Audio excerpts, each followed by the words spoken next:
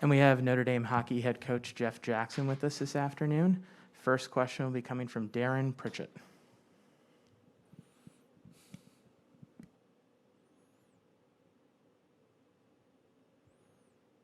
Oh, can you hear me okay?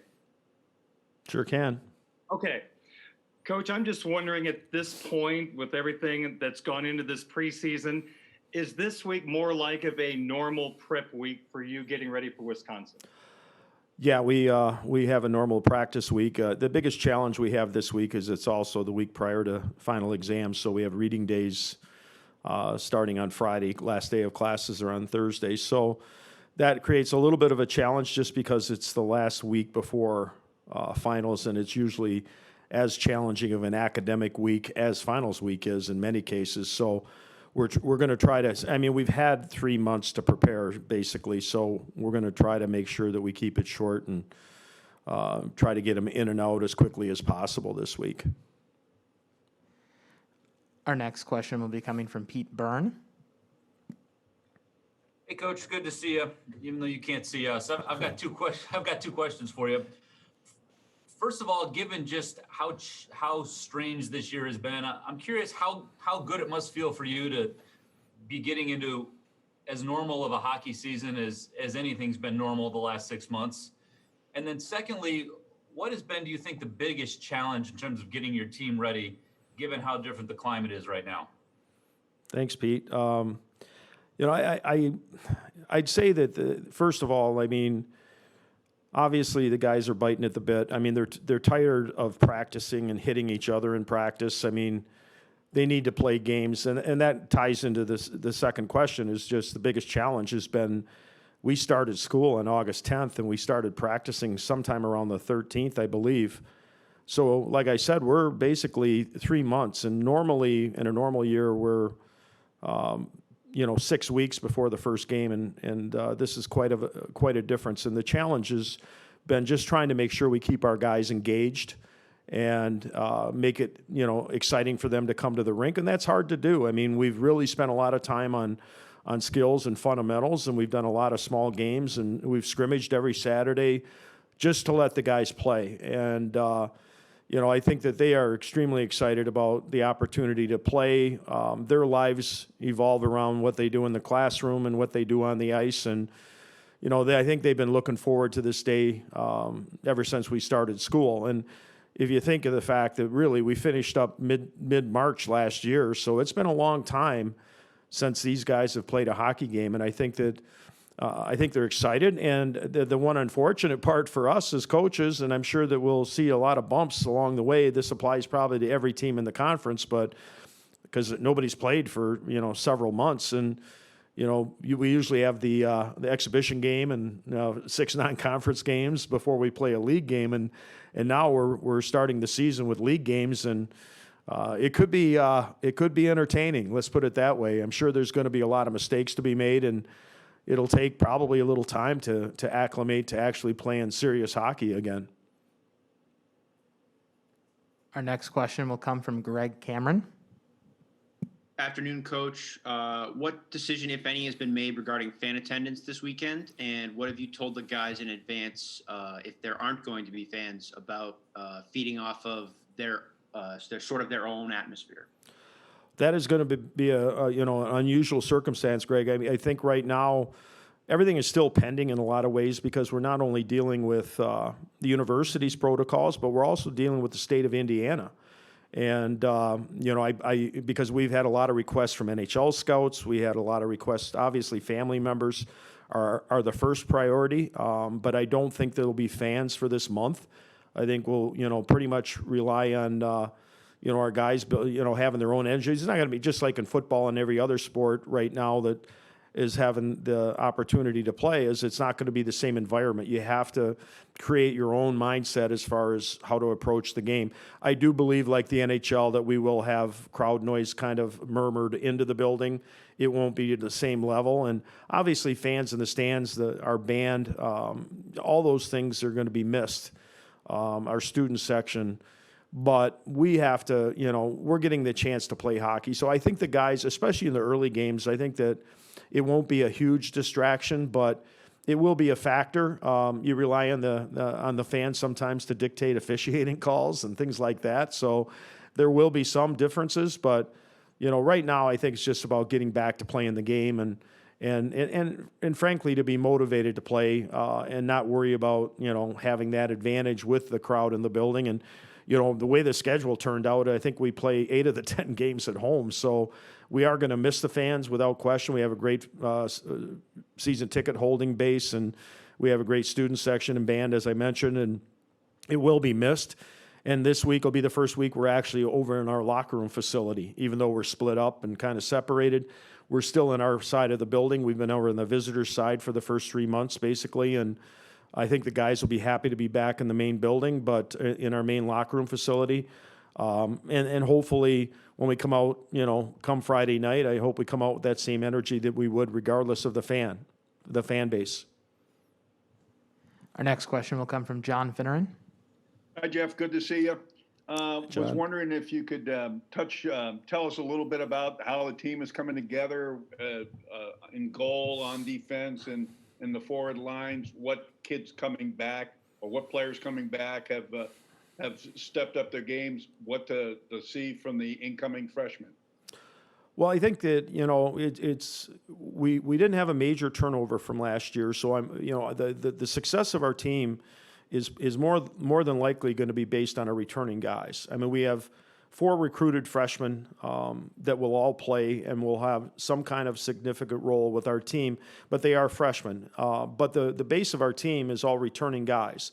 We don't have a big senior class again this year, but we have a real big junior class and a big sophomore class. So, we're going to be relying on the returning guys to take a step. And I think from the early practices, we've seen a lot of different things. First and foremost, I've been really impressed with both of our young goaltenders, Dylan St. Cyr and Ryan Bischel.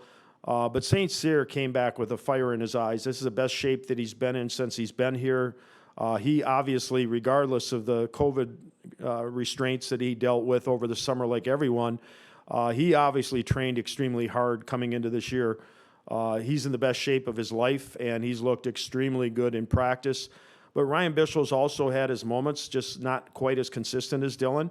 And, and I think on the back end, I think that, we've got some guys that have had significant roles that are going to be returning, and they're going to play more minutes. And we lost Tori Dello back there, but, we have a good core of guys back there, and we've got a really good freshman that I think is going to be a very good player for us over time. He's still a freshman, but I think that Zach Plasinski is going to be a surprise to some people. I think that we found him actually last fall. He's actually a late recruit, being recruited prior to his first year here.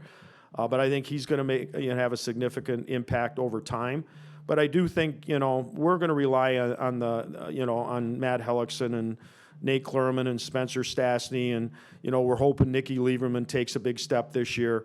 And Charlie Wraith took a big step last year for us. So we're hoping those guys all can, step right back into the mix of things. And up front, for me, it's going to be a lot of the guys from that junior class. Obviously, we certainly need a few of the senior forwards to step up, guys like Colin Tyson and Pierce Crawford, Matt Steves. But it's really going to, that sophomore class has 4 forwards that, I'm hoping that all take a step this year.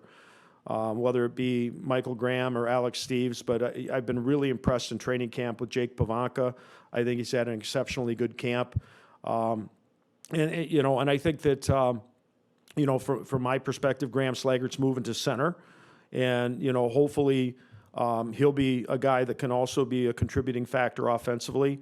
And then, some of the sophomores, Jesse Lansdell and Trevor Janicki, both we're hoping that can step up and make an impact as sophomores.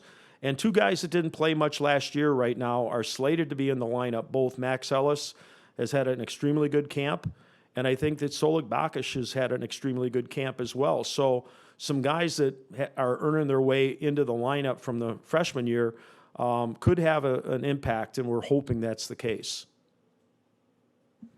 Our next question will come from Todd Maluski. Hi, Jeff. You mentioned before that you think it's possible there'll be a lot of mistakes made early in the season. Do you guys just have to be accepting of that? Maybe is the key to the season going to be whoever is accepting of things being different all year long maybe is going to have the best chance at things this year? Well, yeah, I think, Todd, that is going to be a crucial aspect because we're going to be dealing with stuff all year long, more than likely. Guys in and out of the lineup potentially due to, whatever, whether it's contact tracing, whether it's, being testing positive. I am grateful for the emphasis that the Big Ten's placed on the protocols and testing every day, which hopefully will minimize the amount of contagion within the locker room.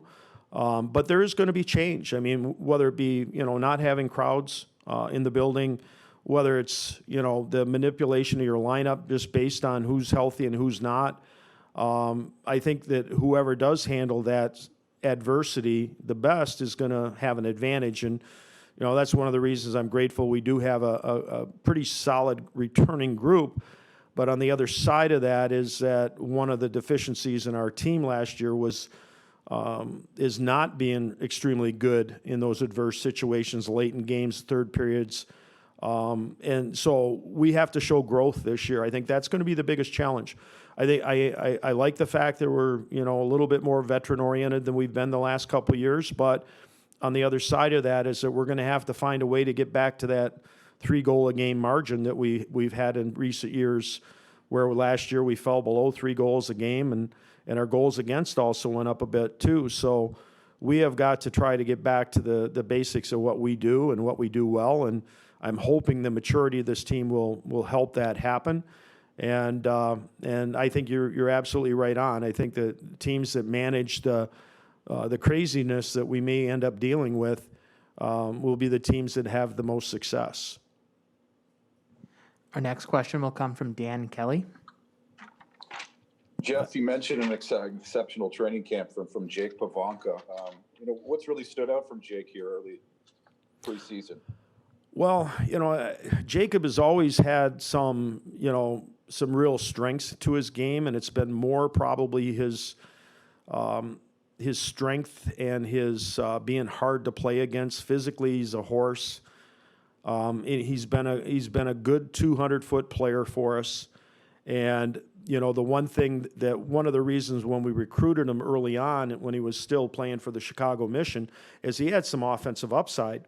And that kind of disappeared a little bit when he went to the national team program, and it really hadn't really stepped up in the last 2 years from an offensive perspective. So the one thing I think he is making more of an emphasis to get the puck on the net, because he has a real tendency to shoot the puck high or wide. He's so selective with his shot, but I just think he's been more effective offensively at making plays and also generating scoring chances, either with a decision that he makes with the puck, or the ability for him to use that big body to get inside the dots and play in the dirty areas of the ice. And if he does that, and he can contribute more offensively, then he's a much more complete player, because he's always been, like I said, a good 200-foot player.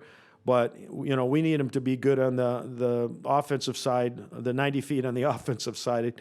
So if he can do that certainly bodes well for him and our team. Our next question will come from Mark Skoll. Hey, Coach. I'm just wondering how COVID has changed your practices and how practices are just different now. And then what stands out to you about Wisconsin? First of all, I mean, I didn't get into this business not to coach from a communication standpoint effectively. And it's so hard to communicate as a coach with your team when you're wearing a mask all the time. And it's hard for them as well. But I mean, I consider one of my strengths is building teams. And it's really been hard to accomplish that feat, even in the last 3 months, because we're not together all the time. We're really the only time we are together is in the last 3 or 4 weeks, where we've actually been able to get on the ice as a team. They're not together in housing. They're not together socially. They're not together in classes. They're not together in the locker rooms. I think that's been the biggest challenge. And they can't do team functions. They had one function. They went and played paintball outside with face masks on. I mean, I know they've been golfing, but that's not really a team function.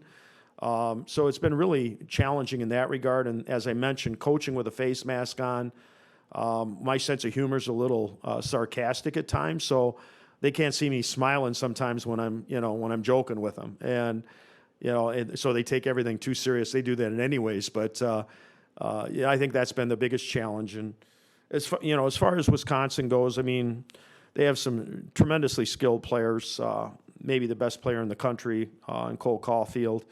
They have a player that we recruited that I have a lot of respect for is Emerson on defense. I think he's a difference maker back there.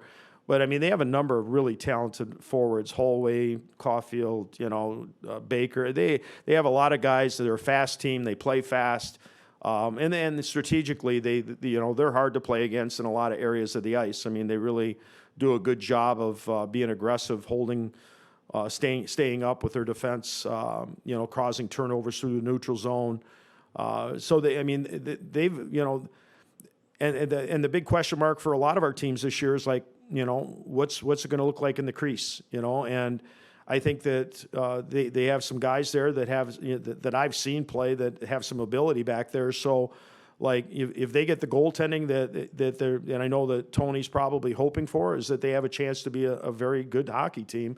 And I think the same thing would apply to us. I think goaltending will be a big factor for all of our teams. And then the next big one with good goaltending is, can you score enough goals to win games? And I think they have some offense, that's going to be able to do that. So I expect them to be, our whole conference over the last 3 years has been close to 500 for the most part. We've had a few teams that have kind of taken big steps. We did in our first year in the Big Ten. I know Ohio State did, 2 years ago. Penn State separated a little bit last year, and that's probably how it's going to be this year. And then you got the 5 or 6 other teams that are going to be beating each other up all the time. And then you add Arizona State into the mix. They're selected to be a top 15 team in the country. They have more returning goals than any team in our conference. So it's going to be a challenging year. There's no easy nights. I mean, there never is in college hockey, but it's even magnified more in the Big Ten. Our final question this afternoon will be coming from Darren Pritchett. Coach, just really quick on Spencer Stasny. What's the next step for him? And the second part of the question is for Spencer and the other defensemen, what are some things they can do to help the offense along this year? Well, I think it's a great point, Darren, because I think that our defensemen have to be part of our offense. And I think the same thing would apply to answer your question on Spencer. Spencer does a lot of really good things with the puck, and he's really effective with his skating, and defensively he's effective with his skating. But he, we'd like to see him be able to contribute more offensively. And not give up anything on the defensive side of it, because we rely on him for that. But you can do both. And I think if Spencer shows that, when he jumps into the play, that he can complete the play. And I'm not talking about scoring a goal necessarily, but to make a play that leads to a great scoring chance or leads to a goal. And he has the capabilities to do that. And we're trying to get him to be a little bit more of a factor on the point of the power play. He has the mobility out there, and I think he has the vision. We need him to be more of a threat out there. And I think that those points would probably be the biggest emphasis for areas to improve. But I think the same thing applies to all of our defensemen. For us to get back to that magic 3-goal-a-game margin where we're scoring 3 goals a game, is our defensemen are going to have to be more of a factor offensively, whether it's off the rush or in the offensive zone. They have to be a factor. They have to be a threat. Thank you very much, Coach. Thank you.